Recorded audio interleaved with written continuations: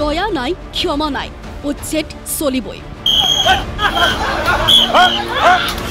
বেদখলকাৰীৰ বিৰুদ্ধে চলিবই প্ৰশাসনৰ বুলডোজাৰ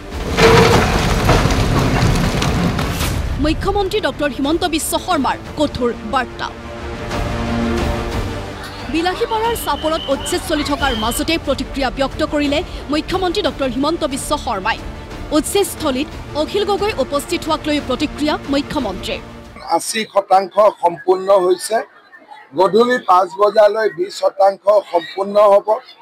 90% ৰাইজে নিজে আঁতৰি গৈছে বাকি 10%হে আমি উচ্ছেদ কৰিবলগীয়া হৈছে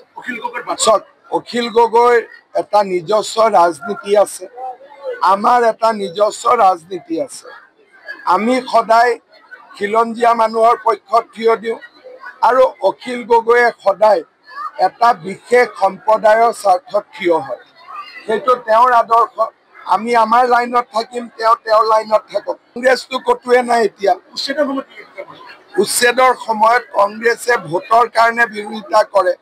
কিন্তু আমি আমাৰ যিটো লক্ষ্য যে অসমৰ যিমান ভূমি বিভিন্ন স্থানৰ পৰা আহি মানুহে দখল কৰিছে তাক আমি খালি কৰিব লাগে যাতে ৰাইজৰ কামত ব্যৱহাৰ হ'ব পাৰে আজি 8 তাৰিখে চাপৰত উচ্ছেদ হ'ল অহা 10 তাৰিখে গোৱালপাৰা জিলাৰ পাইকানত উচ্ছেদ হ'ব সেইখন এখন ৰিজাৰ্ভ ফৰেষ্ট আৰু সেই ৰিজাৰ্ভ ফৰেষ্টখন আমি মুকলি কৰিব মই এটাই কথা কম আপোনালোকে আপোনালোকৰ কাম কৰক আমি আমাৰ কাম কৰিম অখিল গগৈ খিলঞ্জীয়াৰ লগত নাই ভোটৰ স্বাৰ্থত তুষ্টিকৰণৰ সীমা অতিক্ৰম কৰিছে অখিল গগৈ আৰু কংগ্ৰেছে আক্ৰমণাত্মক ৰাজ্যিক বিজেপিৰ সভাপতি দিলীপ শইকীয়া একাংশ বেদখলকাৰীয়ে আক্ৰমণ চলোৱা সন্দৰ্ভত মন্ত্ৰী ৰঞ্জিত দাসে ক'লে আইনে ইয়াৰ বিৰুদ্ধে ব্যৱস্থা ল'ব অখিল গগৈ ডাঙৰীয়াই হওক বা কংগ্ৰেছ দলৰ নেতৃত্বই হওক তেওঁলোক আজি খিলঞ্জীয়াৰ স্বাৰ্থত নাই তেওঁলোকে আজি এই সন্দেহযুক্ত লোকসকলক তুষ্টিকৰণৰ কাৰণে সকলো সীমা অতিক্ৰম কৰিছে মই ভাবোঁ অখিল গগৈ ডাঙৰীয়াই যদি তেওঁ সঁচাকৈ অসমীয়াৰ খিলঞ্জীয়া মানুহৰ অসমত থকা প্ৰকৃত ভাৰতীয় নাগৰিকসকলৰ কথা চিন্তা কৰে চৰকাৰক তেখেতে সন্মুখৰ পৰা সমৰ্থন কৰাৰ বাবে আগবাঢ়ি আহিব লাগে আইনে আইনৰ গতি ল'বগৈ এতিয়া যিহেতু আইন এখন আছে চৰকাৰৰ ঊৰ্ধত আইন আছে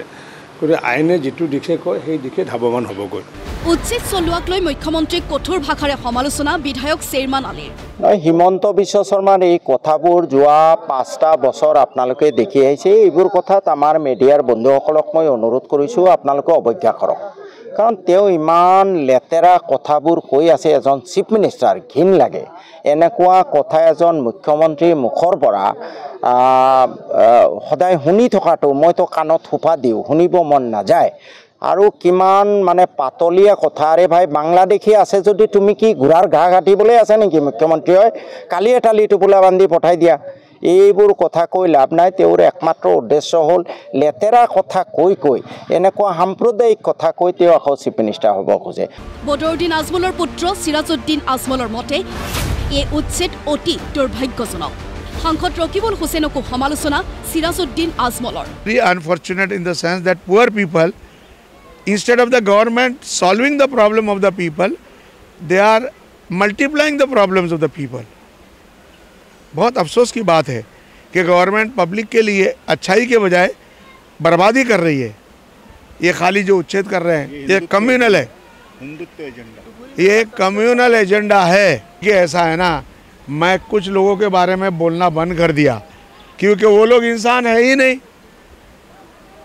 उनका बोलने का फ़ायदा क्या है देखिए ये धुबरी में एमपी बने इतना हुआ धुबरी में क्या किया उसका नाम से एक स्टेटमेंट आया नहीं आया और आएगा भी नहीं क्योंकि वो तो सांसद बना ही किसी और मकसद के लिए किसी और मतलब के लिए চাপৰত চলোৱা উচ্ছেদৰ পিছতে এতিয়া আকৌ উচ্ছেদক লৈ উত্তাল ৰাজ্যৰ ৰাজনীতি এফালে যদি মুখ্যমন্ত্ৰীৰ কঠোৰ স্থিতি আনফালে সৰব বিৰোধী কিন্তু বিৰোধীৰ তীব্ৰ আপত্তি আৰু অভিযোগৰ পিছতো মুখ্যমন্ত্ৰীৰ এটাই কথা বেদখলকাৰীৰ বিৰুদ্ধে উচ্ছেদ চলিবই ব্যুৰো ৰিপৰ্ট প্ৰতিদিন টাইম